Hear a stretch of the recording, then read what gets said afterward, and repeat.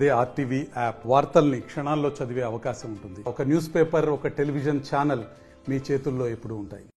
బుద్ధారం గ్రామం నుంచి అక్ష శ్రీదేవి ఎలానే తెలుపు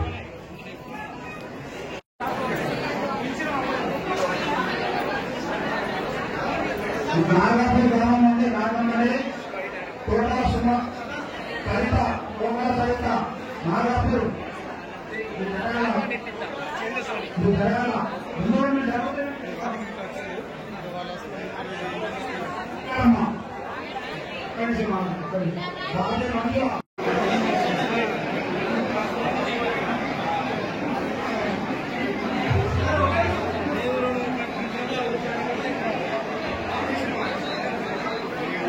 దయచేసి అందరూ సహకరించాలండి.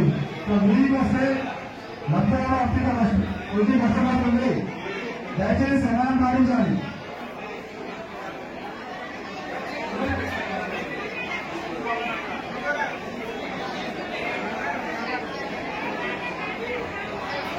ఉత్తరపల్లి బొమ్మల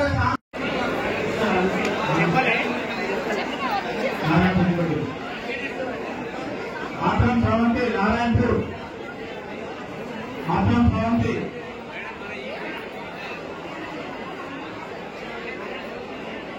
స్వర్ణలత నారాయణపూర్ పాండిపల్లి స్వర్ణలత నారాయణ పోసు నారాయణపూర్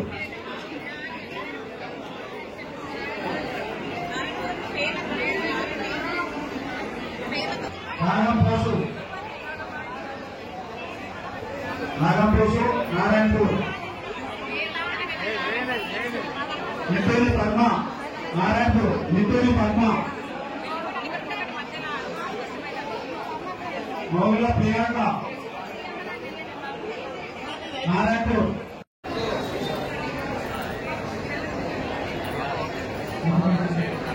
అందరూ బాబు ఒక లాస్ట్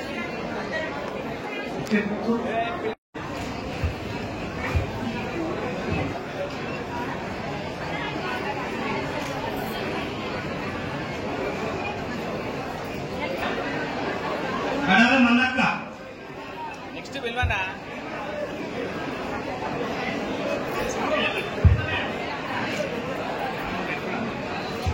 ఇంగిరెడ్డి గ్రామ పంచాయతీ పెద్దల సునీత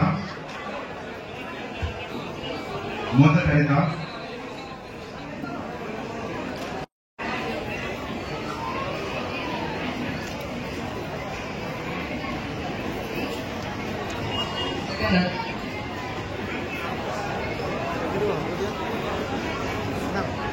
మైక్ బంద్ చెప్పు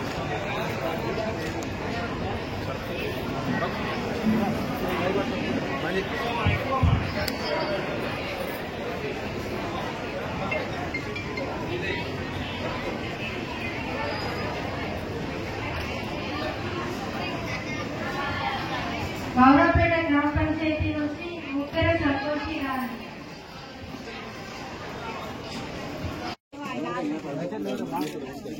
నారాయణ కొంచెం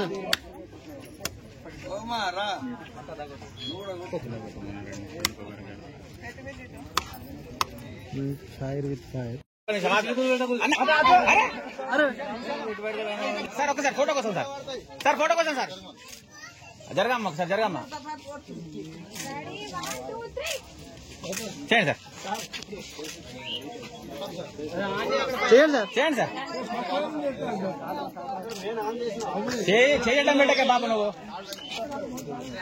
అరే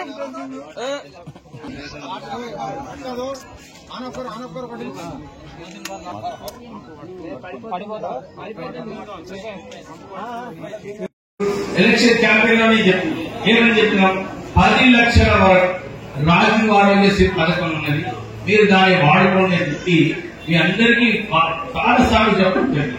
మళ్ళీ కూడా కొందరు వస్తున్నారు, మేము ప్రైవేట్ సెక్టర్ లో చేస్తున్న ప్రైవేట్ హాస్పిటల్ పోవద్దు, మీరు ప్రైవేట్ హాస్పిటల్ గవర్నమెంట్ హాస్పిటల్ అయినా పోవాలి, లేకుంటే ఎక్కడైతే రాజీవ్ ఆరోగ్యశ్రీ స్కీమ్ వర్తిస్తుందో అక్కడ పోవాలి. పోయినప్పుడు మనకు ఎన్ని లక్షల వరకు ఫ్రీ ఉంటుంది, 10 లక్షల వరకు ఫ్రీ ఉంటుంది. మీరు అందరూ చూస్తున్నారు, కోవిడ్ టైంలో ఎక్కువ హాస్పిటల్ ఛార్జ్ లేనప్పుడు ఆనాటి టీఆర్ఎస్ ప్రభుత్వం మనకు ఏమి నిధులు కేటాయించాలి, 5 లక్షలు కూడా నిధులు కేటాయించాలి.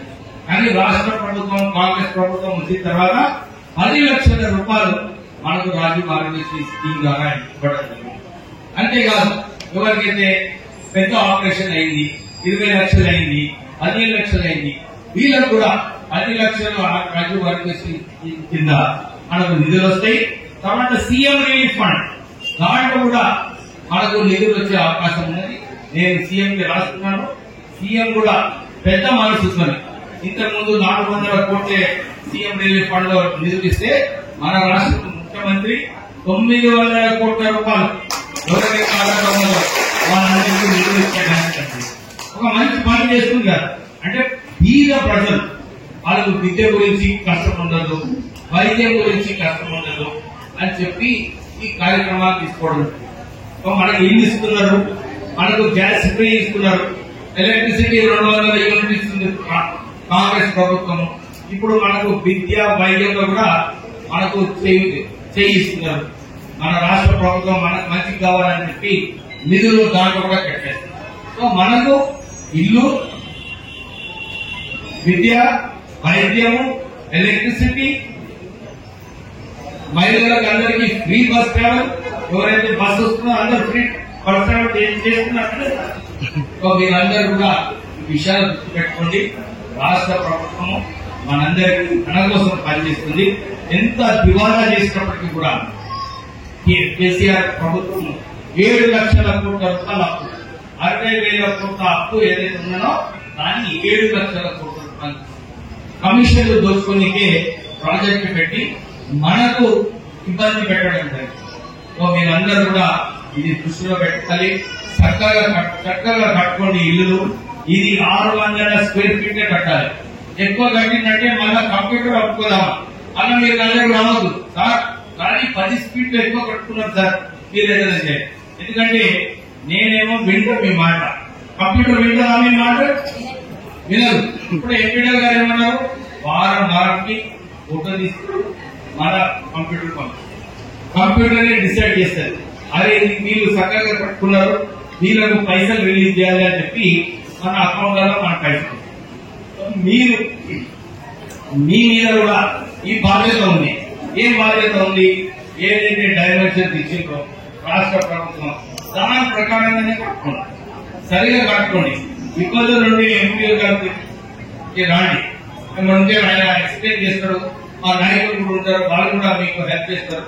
మీరందరూ కూడా చక్కగా తొందరగా ఇల్లు కట్టుకోవాలని చెప్పి మీ అందరితో కోరుతూ మరిన్ని వీడియోస్ కోసం ఛానల్ ని సబ్స్క్రైబ్ చేయండి. లేటెస్ట్ అప్డేట్స్ కోసం వాట్సాప్ ఛానల్ ని ఫాలో చేయండి. అండ్ లింక్ డిస్క్రిప్షన్ లో ఉంది.